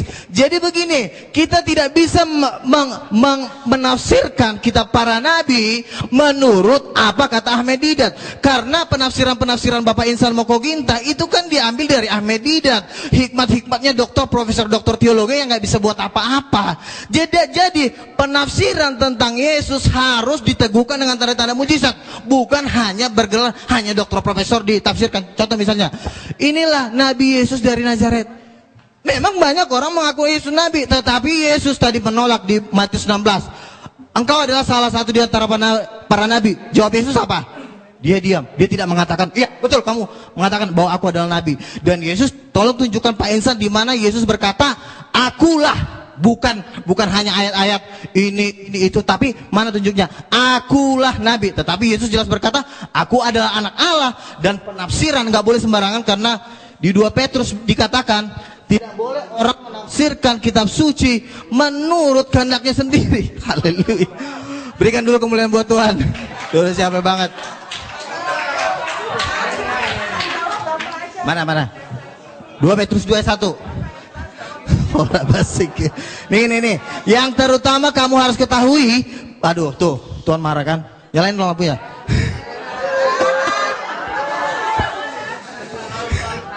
Makanya yang terutama harus kamu ketahui bahwa nubuat dalam kitab suci tidak boleh ditafsirkan seenaknya. Karena Yesus tafsir langsung jadi nabi. Rasul, nggak ada bilang Yesus nabi. Petrus sendiri berkata nih, saya baca nih. Petrus diurapi Roh Kudus, ya, dan diteguhkan dengan tanda-tanda mujizat. Makanya saya bilang, orang nggak boleh menafsirkan kitab suci kalau tidak diteguhkan dengan tanda-tanda mujizat, nggak boleh. Itu memang hukumnya. Makanya setiap orang yang menafsirkan firman Tuhan harus punya Roh Kudus. Saya punya Roh Kudus. Pak Insan kalau ditanya punya Roh Kudus, punya Roh Kudus nggak Pak? Nggak punya. Kenapa? Karena Yohanes 14 ayat 26, Roh Kudus hanya turun dalam nama Yesus. Nah, sekarang begini, Yesus tidak pernah mengaku nabi. Baik, tolong audien diam. Oke. Tolong audien diam. Udah. Saya dari tadi Moderator, sebenarnya ya? menjawab pakai logika, tetapi Waktu karena habis. memang kalian belum memahami, jadi kalian bilang saya sosok berceramah. Enggak, kan saya bilang, oke, satu aja, tunjukin Bisa. ayatnya sama saya. Yesus berkata, akulah nabi, tunjukin. Baik, waktu habis. Akulah nabi, bukan penafsiran. Ini penafsiran. Aduh, akulah nabi. Tolong. Udah. Oke. Tolong. Baik, Oke, waktu habis. Terakhir ya. Baik. Tolong diam. Terakhir ya. Copy paste. Sudah Pak Insan, nanti Pak Insan. Pak Pada Insan. waktu Yesus datang yang kedua kali, di jubahnya tertulis bukan nabi Pak, tapi raja segala raja, bukan nabi. Masa di jubah Yesus tertulis nabi? Makanya Sudah. Wahyu Waktu Ibu 19 sudah habis. 16. Waktu Bapak sudah habis. Silakan. Sudah. 19 ayat 16. Nggak selesai. Nanti setelah acara. Setelah Makanya acara, gini, Bu. Nanti setelah acara. Tidak boleh Baik, waktu menafsir. sudah lewat Oke. 2 menit. Nanti malah rame. Yes. Baik, kita tepuk tangan kepada Bapak Ibu ya. Silakan langsung Bapak Yohanes Tambu Bolon. Tolong sekali lagi jangan bereaksi, jangan ditanggapi, jangan bicara, nggak habis. Nanti kalau mau berdebat tambahan setelah acara ini. Sepakat ya? Sepakat. Baik, silakan kepada beliau Bapak Yohanes Tampu Bolon. Nanti saya mau moderator lagi di luar ya. Silakan. Ya, terima kasih. Ya, pertama-tama saya mengucap syukur kita masih mau berdialog, itu aja ya. Mencari kebenaran itu pertama kali. Biarlah Tuhan yang memberikan hikmat kepada kita, dan lebih daripada itu saya harus katakan bahwa termasuk pembicara tadi masih mengambil ayat-ayat yang melihat Yesus saat di dunia gitu loh. Karena perlu saudara ketahui, Yesus itu pernah ada di dunia, pernah naik ke surga, bahkan akan datang sebagai hakim raja. Itu Alkitab menulis itu. Banyak ayatnya karena waktunya sebenarnya saya tidak sempat membaca. Karena apa? Coba aja 15 menit.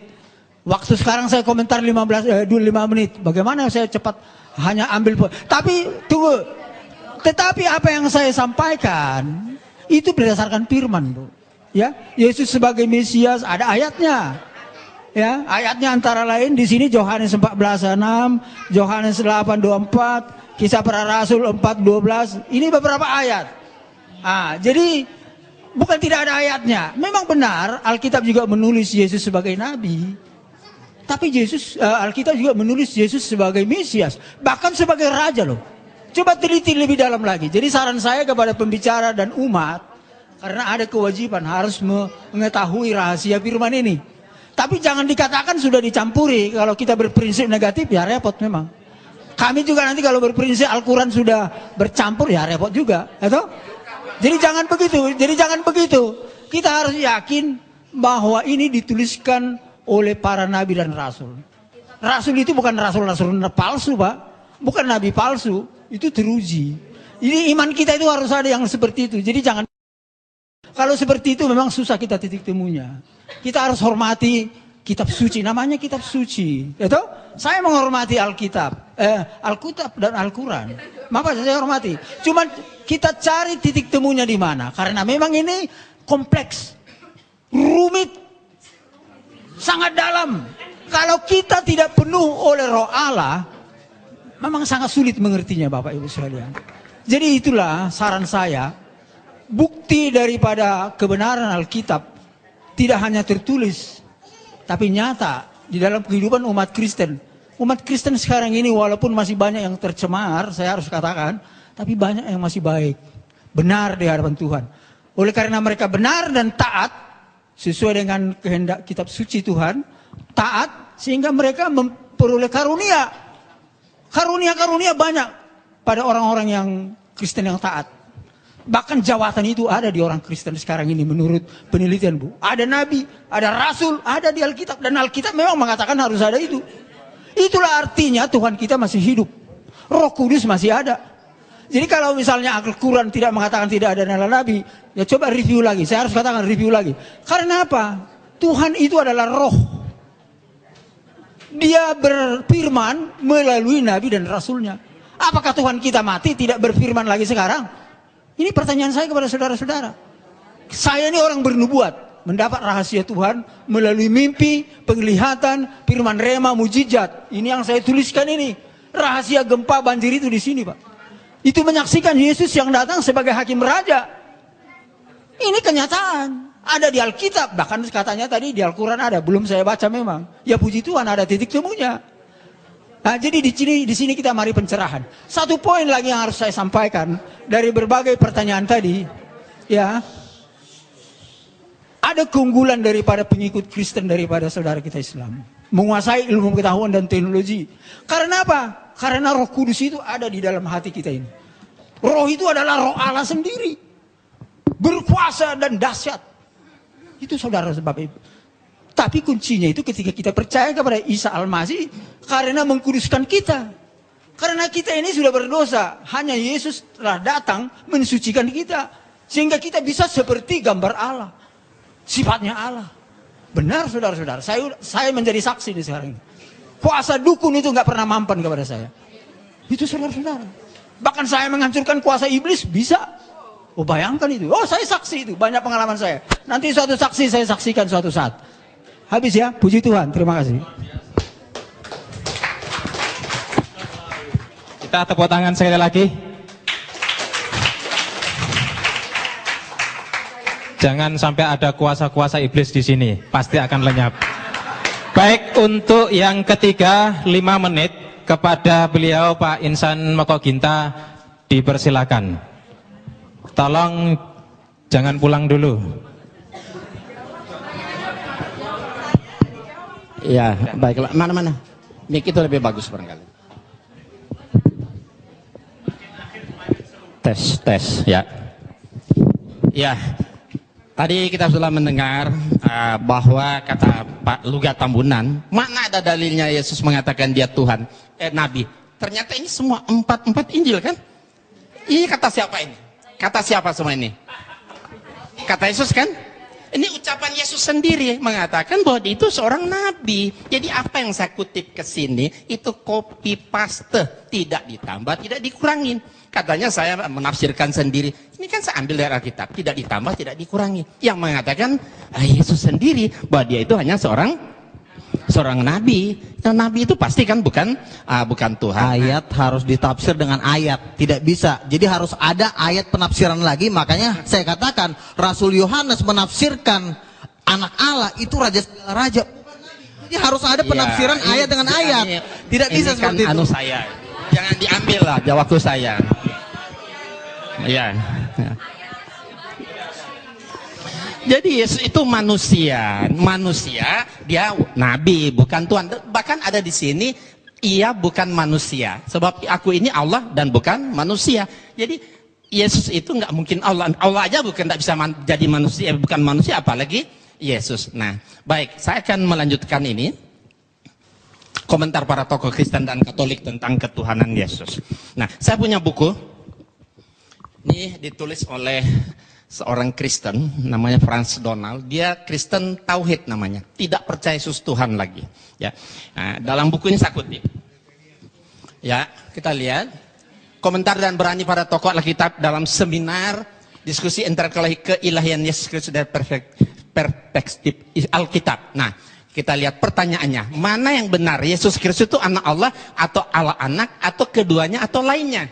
Nah, pendeta Dri ini Brotosudarmo, dia mengatakan Yesus adalah, Yesus adalah anak Allah, bukan Allah anak. Nah, ini saya tegaskan, di dalam Yesus kita dapat mengenal Allah. Kemudian kita lihat Profesor Banawi Ratman. Saya tidak mengatakan Yesus itu Allah. Yesus itu anak Allah. Dan dogma Yesus sebagai Allah adalah hasil rumusan Konsili Nicea tahun 325 Masehi. Konsili Nicea inilah yang menjadikan Yesus sebagai anak Allah. Beliau menegaskan pula bahwa konsili itu tidak alkitabiah. Nah, kesalahannya katanya dogma teologi dianggap bisa memberikan kesimpulan tentang Trinitas yang terjangkau, padahal tidak. Saya tidak setuju dengan bahasa dogma. Saya lebih suka memilih yang sederhana, yaitu bahasa Alkitab. Yesus bukan Allah, tapi Yesus jalan menuju Allah. Beliau menegaskan pula bahwa memang saat ini jemaat-jemaat sudah punya tradisi bahwa Yesus adalah Allah. Gereja sangat sulit mengubah teks liturgis yang bernada dogmatis. Ungkapnya, beliau mengungkapkan, andai kata gereja-gereja berani sepakat untuk merombak dogma liturgis, maksudnya tentang Trinitas, ya silakan. Nah, ya kan? Nah, kemudian ini Hortensius. Ya. Dia sarjana sekolah tinggi filsafat. Dalam acara tersebut, beliau katakan apa? Yesus itu tidak pernah memperkenalkan dirinya sebagai Allah. Yang juga dikatakan Paulus tidak pernah menyebut Yesus Kristus sebagai Allah. Jadi beliau yang sangat paham bahasa Ibrani dan Yunani menegaskan pula, harus ditegaskan bahwa dalam perjanjian baru tidak pernah ada rumusan Yesus adalah Allah. Nah, dengan sangat berani dan tajam beliau sampaikan pendapatnya yang sangat mengagetkan para hadirin yang mendengarnya. Kata beliau, saya keberatan dengan istilah Allah Bapa, Allah Anak, dan Allah Roh Kudus. Selanjutnya beliau katakan, Yesus itu jalan menuju Allah. Rumusan 100% Allah, 100% manusia itu hasil konsili Kalkedon, bukan kitab suci. Dalam Alkitab, Yesus tidak pernah disebut sebagai Allah sejati. Menurut Romo Tom Yakob dari Katolik ini. Ya, kalimat Yohanes pasal 1 ayat 1 seperti yang dikutip Ibu tadi juga, firman itu adalah Allah. Beliau tegaskan, Yohanes justru menekankan bahwa firman tidak sama dengan Allah, tapi bersama-sama dengan Allah. Nah, satu lagi terakhir, yang paling menarik, salah satu pertanyaan jamaah kepada pastor, bagaimana pengalaman Anda selama menjadi pengikut Yesus? Romo menjawab, itu adalah sebuah pertanyaan yang sangat bagus. Dulu sebelum tahun 1974, kehidupan saya tidaklah baik. Dan saat itu sebelum tahun 74, saya yakin Yesus sungguh Allah dan sungguh manusia.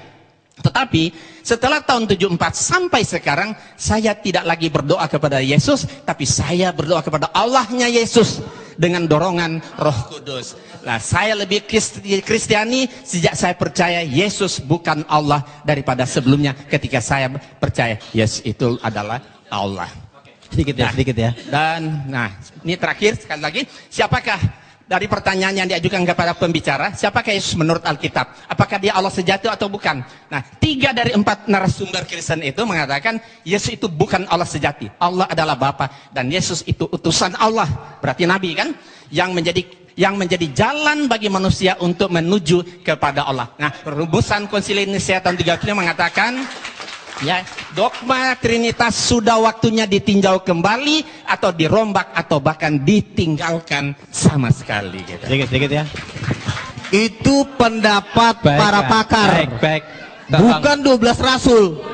Nah, Anda mau hidup menurut kata pakar atau 12 rasul? Karena pakar-pakar ini nggak ada kuasa, nggak ada tanda-tanda mujizat. Baik, terima kasih. Nah, jadi kalau mau ikut percaya sama orang pemimpin, ikutilah para penginjil-penginjil dunia yang telah melakukan dan kesaksian mereka. Bukan kata ini, mereka ini juga kita nggak tahu siapa, yang kita percaya aja, jangan-jangan mereka udah di neraka lagi. Terima kasih Pak Luka. Nanti ada waktunya dalam debat yang ketiga, Pak. Silakan yang terakhir kepada Ustaz Samsul Arifin Nababan. Waktu kita berikan 5 menit. Tolong diingat, bicara yang padat, rinci, dan jelas, singkat. Kepada beliau dipersilakan. Terima kasih Bapak Ibu. Sudah kupas tuntas semua jawaban-jawaban dari pembicara. Saya hanya ingin tegaskan kembali bahwa Pak Tambunan maupun Pak Tampu Bolon lebih banyak berbicara dalam dialog ini dengan mengembalikan kepada dogma saja. Semestinya kita dialog begini harus dialog konsep. Jadi kita semua kembali mengacu kepada nas. Dan kita semuanya pakai copy paste. Tapi Bapak berdua tadi selalu mengembalikan kepada dogma. Jadi atas bimbingan Roh Kudus.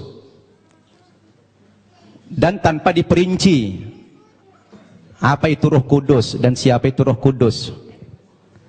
Mengambang.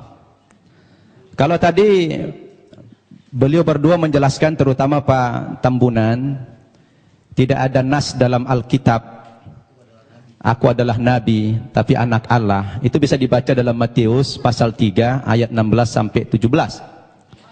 Sesudah dibaptis, Yesus segera keluar dari air, dan pada waktu itu juga langit terbuka dan ia melihat Roh Allah seperti burung merpati turun ke atasnya.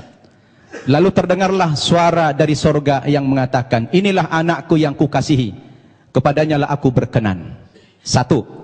Kemudian dalam Injil Lukas pasal 4 ayat 41, dari banyak orang keluar juga setan-setan sambil berteriak, engkau adalah anak Allah. Lalu ia dengan keras melarang mereka dan tidak memperbolehkan mereka berbicara, karena mereka tahu bahwa ia adalah Mesias. Begini, kalau memang kata anak Allah itu indikatornya bahwa Yesus adalah Tuhan, mestinya orang Kristen harus konsisten. Ada terlalu banyak yang menjadi Tuhan di dunia ini.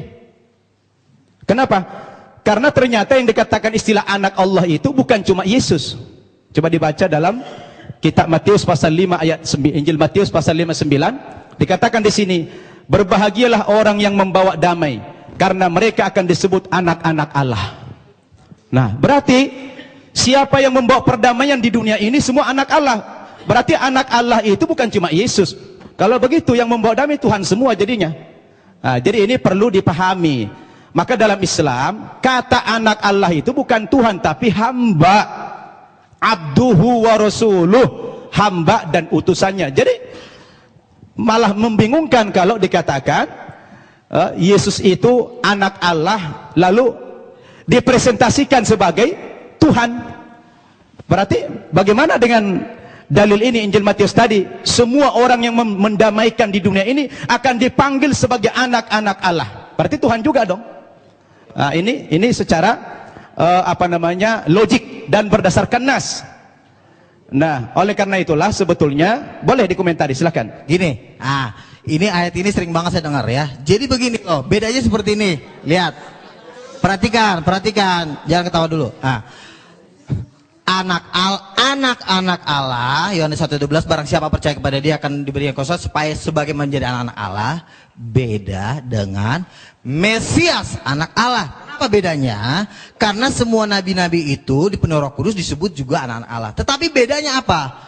Mesias itu sudah dijanjikan dari zaman dulu. Nabi-nabi menjanjikan Mesias.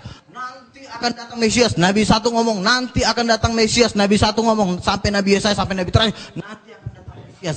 Kira banyak di Yesaya nabi-nabi itu menubuatkan. Kalian kalau saya ngomong jangan teriak-teriak dulu, ntar kalian nggak ngerti gitu loh. Gini, lihat, nabi-nabi menubuatkan tentang kedatangan Mesias. Itu ada di perjanjian lama.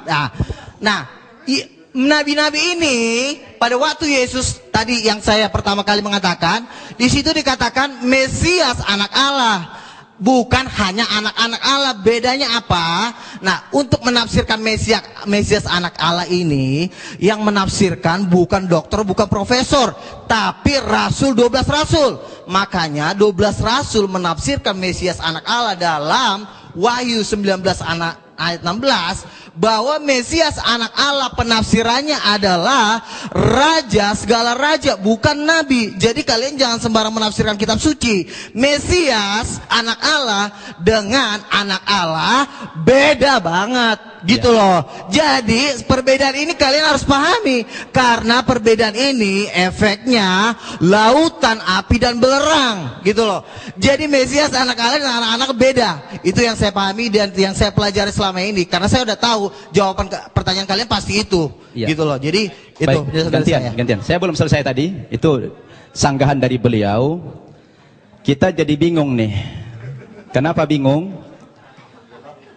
Kita kan membaca Alkitab ini justru kita menghindari tafsir. Ini textbook kita nih, copy paste. Kalau memang tulisan-tulisan kami yang mengambil dari Alkitab ini dianggap salah, padahal ini adalah textbook kami menulis di sini. Terus apalagi yang dipakai sebagai hujah, sebagai jangan baca argumen. satu ayat aja Pak. Makanya Satu. baca Jadi juga gini, kitab Wahyu. Jangan cuma baca. Saya mau kembali kepada teks lagi. Di antara indikasi juga Yesus bukan Tuhan, saya baca dalam Injil Markus pasal 13 ayat 31 sampai 32. Dikatakan dalam ayat ini, Yesus tidak tahu kapan kiamat itu terjadi. Masa ada Tuhan tidak tahu kiamat kapan terjadi? Nah, ini menjadi pertanyaan yang menarik sebetulnya. Jadi ini tanpa tafsir, ini bukan tafsir. Jadi ini bukan tafsir, kami nggak berhak menafsirkan. Makanya kami hanya textbook saja. Kembali kepada copy paste ini. Nah, terkecuali kalau bapak-bapak tidak lagi mengakui Alkitab ini, lain soal. Jadi kalau mau dibantah, sebetulnya jangan dibantah kami, dibantah saja itu Alkitab, karena kami hanya menyadur saja. Iya, demikian. Terima kasih. Makanya Pak, kesimpulan dari seluruh Injil itu ada di kitab Wahyu. Jangan kalian baca cuma kitab Injil doang. Tapi kitab Wahyu kalian baca, itu kesimpulan dari seluruh Injil itu ada di kitab Wahyu. Jadi kalau mau kalian, ntar lupa. Kalau kalian mau menafsirkan, kalau kalian mau menafsirkan ayat Alkitab, baca kitab Wahyu, karena di kitab Wahyu dikatakan di seluruh umat, seluruh malaikat itu menyembah Yesus, ada ayatnya di kitab Wahyu. Makanya baca kitab Wahyu, karena kitab Wahyu itu penafsiran dari rasul-rasul. Saya bacakan ya, saya bacakan. Baik, Bapak, saya kasih waktu setengah menit, tidak lebih, tidak kurang. Setelah itu Bapak nggak bicara lagi.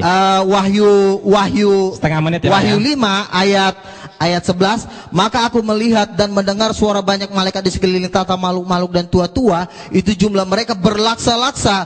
Katanya dengan suara nyaring, anak domba yang disembelih itu layak menerima kuasa dan kekayaan, hikmat, kekuatan, pujian sampai selama-lamanya. Dan saya lanjutkan ke ayat 14, dan keempat makhluk itu berkata amin, dan tua-tua itu jatuh tersungkur dan menyembah Yesus. Ada ayatnya Yesus disembah. Kalian kan berkata, mana ayatnya Yesus sembahlah aku? Ini ayatnya bacaan terbaik. Sudah setengah menit. Terima kasih. Pak Insan setengah menit. Ya, sebenarnya kitab Wahyu yang menjadi rujukan beliau itu, Wahyu kepada Yohanes itu mimpi, bukan wahyu. Mimpi Yohanes di Pulau Patmos. Itu kan kata Bapak. Jadi mimpi panjang. Pak. Ya.